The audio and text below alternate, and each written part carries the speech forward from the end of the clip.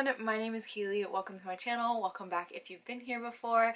Today I'm going to talk about all the books that I read in the month of June. So I ended up reading 15 books in June, which I'm really pleased with. I did 2 themed reading vlogs, so when I get to those books I'll mention what vlogs they're in, and I might not talk about them as much in this video because I did do vlogs about them, and some of them I don't want to talk about anymore because I didn't enjoy them. But overall, I had a really great reading month, and I ended up reading 5,338 pages. As far as ratings go, I had 3 1-stars, 2 2-stars, 5 3-stars, 2 4-stars, and 3 5-star books. So overall, the ratings weren't really great. I believe most of my 5 stars this month were actually rereads for me, so does it actually count as new 5 stars? No, it does not.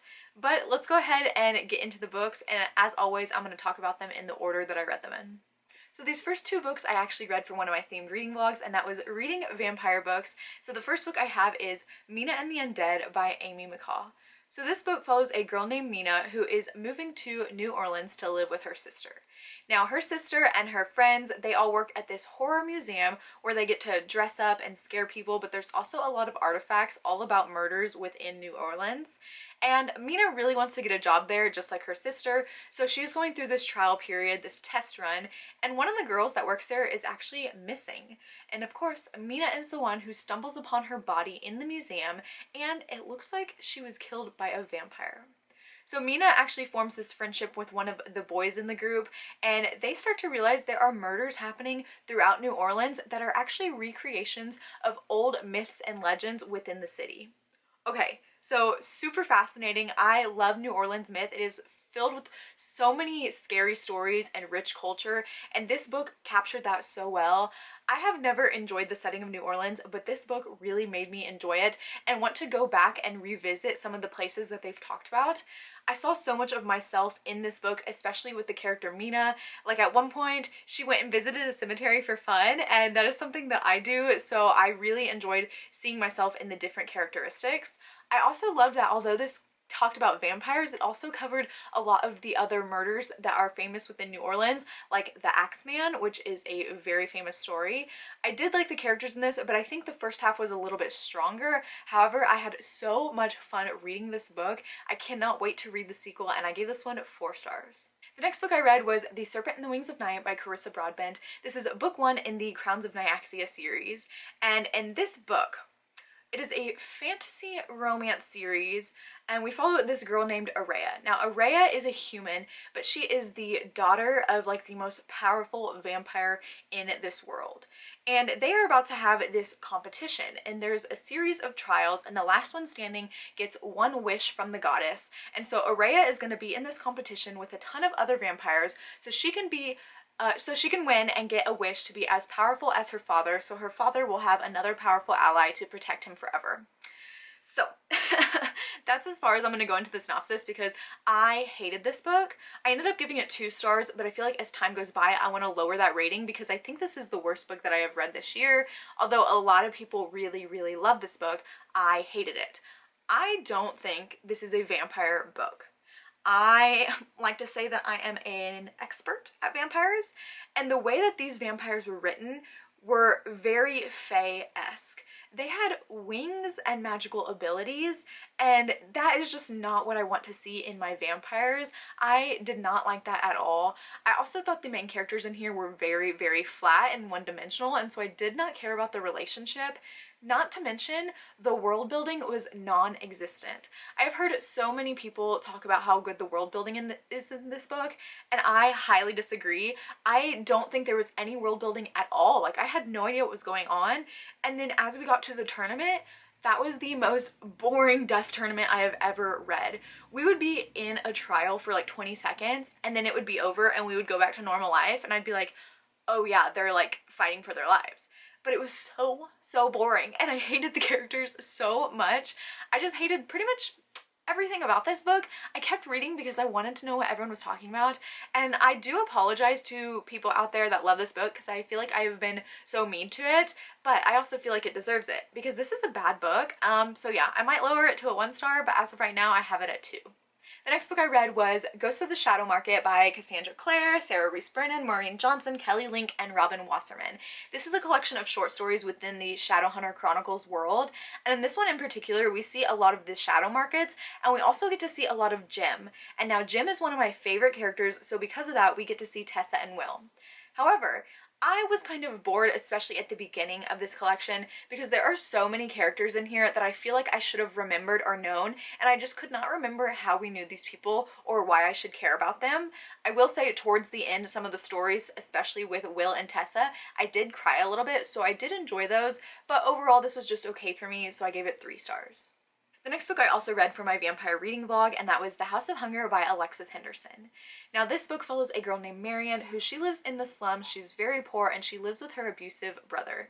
She has a really terrible job as a maid, so one day she's reading the newspaper and she sees an ad in the paper for a job as a blood maid. Now blood maids are these girls that go and live with the nobles of the north. They get to live these rich lifestyles because they give their blood to these nobles because the nobles believe that this blood will keep them young. So Marion goes and she lives in this house with Countess Elizabeth, and when she gets there she lives in a mansion with a bunch of other girls, and apparently Marion's blood is delicious. So as she is forming this relationship with Countess Elizabeth, some weird and creepy and mysterious things start happening. So honestly, this book is very forgettable for me. I don't feel positive or negative about it either way, so I ended up with 3 stars on this book. I liked how vampiric things got towards the end, but I felt like the pacing was the same throughout the whole book, and then towards the end it really changed, and I don't know if I liked that abrupt change, but overall 3 stars because I just don't feel either way about it. Next, I read Keeping the Moon by Sarah Dessen. I really enjoy Sarah Dessen's books that I read, and so I'm going through and reading all of her backlist. And this one is a really older one, and I'm discovering that her older books are really bad and quite problematic. This one in particular follows a girl named Coley who is going to spend the summer with her very eccentric aunt. And this is basically just a coming of age story. Coley's mother is kind of like this fitness guru. They were both very overweight and they lost a dramatic amount of weight. So I feel like this book also does deal with fat phobia, but I also feel like this book is fat phobic in itself, so I don't recommend it. I had a lot of problems with it. I hated the characters, and I gave it 1 star. The next book I read was When She Returned by Lucinda Berry. Now this book follows a woman named Kate, and 11 years ago she went missing. Now it's 11 years later and she has turned back up, but 11 years ago she left behind her husband and her young daughter. Now that daughter is grown up and she is a teenager, and her husband has actually recently remarried. So when Kate shows up, you can assume that's going to cause a lot of problems. She is also being very secretive about what happened to her and where she went. So I really enjoy Lucinda Berry's writing. Her books are very intriguing and they really bring me in, and I do enjoy her writing, but her characters often make me angry, and so it hinders my enjoyment because I hate the characters a lot sometimes. Overall, there was only 1 character in this book that I was really rooting for, so I ended up giving it 3 out of 5 stars, but I do really enjoy her books and her writing. The next book I read was for my vampire vlog once again, and that was King of Battle and Blood by Scarlett St. Clair. This is book 1 in this fantasy romance series, and we follow a girl named Isolde. And now Isolde is the princess of the kingdom, and her father is the king. Now across the way there is another kingdom of vampires where we have the vampire king Adrian. Now Adrian is very powerful, and he is slowly conquering all the kingdoms, so Isolde's father is like, let's make a deal. You can have my kingdom as long as all of my people are safe. So Adrian comes over to make this deal, and as soon as he sees Isolde, he's like, I agree, but I have to marry your daughter.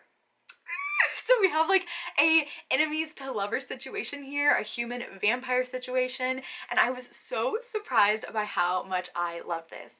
Because it is a vampire fantasy romance and I had just hated The Serpent and the Wings of Night, I did not expect to love this one, but it is so much better than The Serpent and the Wings of Night. Isolde and Adrian, the chemistry and the tension, you feel it from the very first time they lock eyes. I loved them so much, and I also loved the hatred that Isolde had for Adrian. Obviously, he is this powerful vampire trying to take over the world, and Isolde's like, nuh-uh, but she's also so attracted to him, and I love that so much. The world building in here was so cool. I loved hearing about the different kingdom and everything like that. I loved it so much, and they also go on a little journey and travel from kingdom to kingdom, which I love seeing that as well. I cannot wait to read the sequel. I just had a great time with this and I give it 5 stars. The next book I read was for my Romance with a Side of Food reading vlog, where I read romances that featured a food element. The first book I read was Fake Dates and Mooncakes by Cher Lee. This is actually a newer release that I was really looking forward to.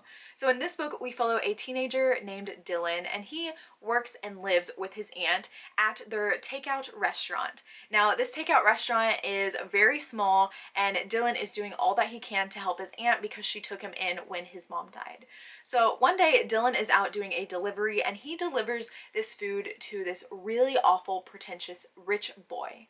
Now, as he is delivering this food and this rich boy is yelling at him, there is another boy in the apartment, and he is telling his friend, stop yelling at him, like, it's fine, whatever. The next day, this friend that was actually nice to him shows up at the restaurant, and his name is Theo. Now, Dylan and Theo come from very different worlds because Theo is rich and Dylan is not. But Theo ends up helping out the restaurant by donating a lot of money, and Dylan is like, I cannot take this money, but Theo says, okay, just help me out and be my fake date to my cousin's wedding. So we have a little fake dating in here, which I really, really love. I also love kind of like the rich versus poor relationship dynamic, although I hate when people are like, I can't take your money, because if a rich person wants to give me money, I am taking it. Overall, I thought this one was really cute, but it is very, very short. Along the way, there's also this competition that Dylan is preparing for. It is a mooncake festival, and he wants to do it in honor of his mother, and he actually wants to use an old family recipe that's been lost. But I will say I was really looking forward to the competition, but it's only like 15 pages right at the end, and so I almost forgot to even tell you about it because it's not even that big a deal. I really thought it was going to be, and I really wish that it was, but I still had fun with this and thought it was cute, so I gave it 3 stars. The next book I read was a reread for me, and that is Legendborn by Tracy Deonn. This is book 1 in the Legendborn cycle, and this is about Arthurian legend. So we follow 16-year-old Bree, who she is grieving from losing her mother, and she's actually going to this early college program at a local college. When she gets there, the first night she's at this party, and she sees some magical demon thing that she is not supposed to see. So she gets entangled in this old society all about Arthurian legend, and chaos ensues. So I reread this book because I wanted to see if I wanted to continue the series. Ultimately, I've decided not to continue, and I realized I really don't like this book. It is so chaotic and messy and jumbled for me. I don't care about Arthur and the legend and the Knights of the Round Table. I don't care about any of that, and the information that was presented in such a way that I did not understand anything that was going on, and I don't understand how 16-year-old Bree just understood everything right away, because this is my second time reading it and I still don't get it. I also really dislike Bree as a character. I understand she's grieving, but grief does not give you an excuse to be a terrible person. And I felt like she used Nick, and I really like Nick, and she was horrible to her best friend Alice. So overall, I gave this one 3 stars, but I'm really thinking about giving it a 2 stars because I just really did not like it this time around. The next book I read was The Only One Left by Riley Sager. This is his newest release, and I actually did do a vlog reading this book because I got to meet Riley Sager, and then I read the book in the vlog, non-spoiler, so I had so much fun doing that, so go check it out.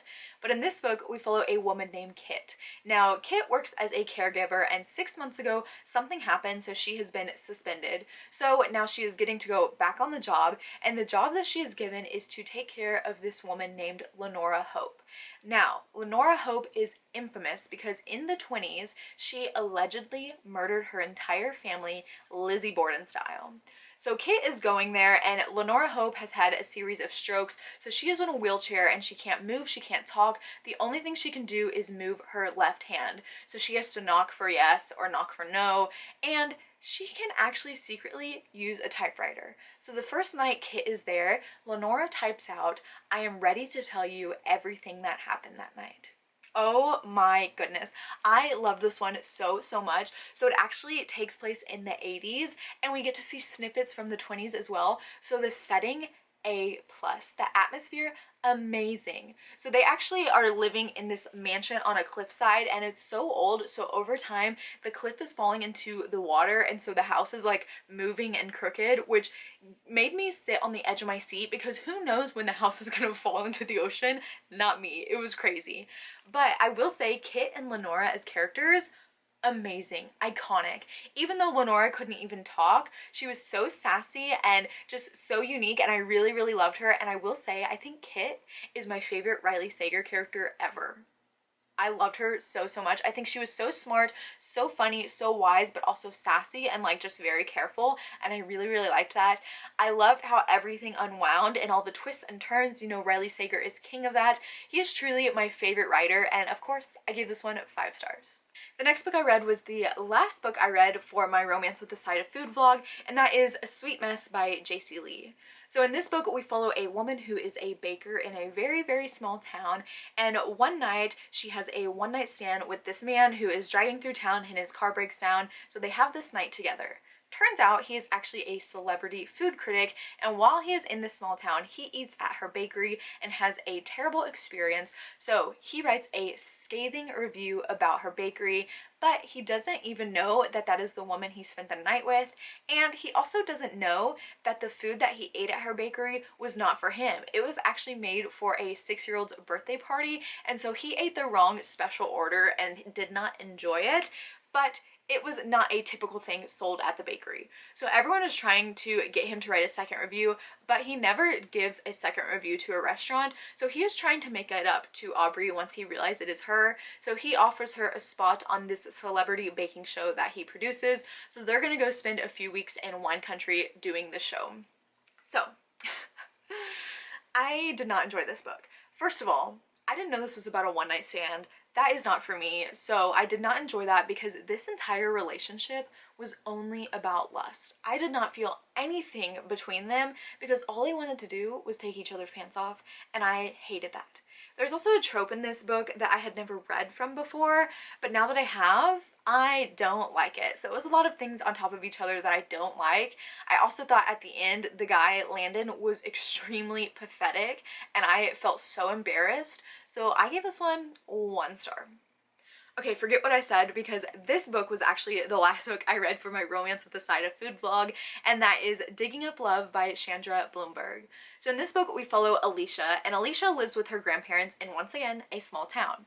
And she helps them run their restaurant, but all she really wants to do is move to Chicago and open up a cookie shop. She wants to own her own bakery instead of working at this restaurant, but she feels like she can't leave her grandparents behind and she needs to help them out. One day, they are digging up their backyard looking to create a big hole for a pool when they find dinosaur bones. So in comes famous paleontologist Quentin Harris, and Quentin and Alicia strike up this relationship. So these characters were like in their 30s and they read so much younger than they were, and honestly they felt so cringy. I did not like the dialogue between them. I also hated how we had the same argument over and over and over again, and so it was so annoying because it was just the same thing the entire book. I really was looking forward to the aspect of the bakery and the paleontology. I didn't feel like we got enough food in this one, and the paleontology was fun, but I just really did not care about the characters. So if I don't like the characters, especially in a romance book, I'm not gonna really enjoy the story, so I give this one 2 stars. The next book I read was my Stephen King of the month, and that was Roadwork, and this one I had never heard of, and now I know why. So this one we follow a man, and he is living in this house with his wife, and they lost their son. I don't know how long ago, but they lost him. He passed away from a brain tumor, and there is construction going through this city. So the construction, they're actually building this major highway, and so they are having to tear down businesses and houses, and the neighborhood that he lives in is actually getting torn down, so they've been given notice that they need to find a new place to live. They're given money, all that stuff, to find a new place to live. They are also going to build this over where he works, so he is in charge of finding a new building for the job. So this man is like slowly losing his mind. He doesn't want to leave the house where his son grew up in, and so over time he loses his job, he loses his wife, he's losing his house, and he is just losing it. Everything. He's just losing everything, including his mind. This book was so pointless. So pointless. I did not enjoy it.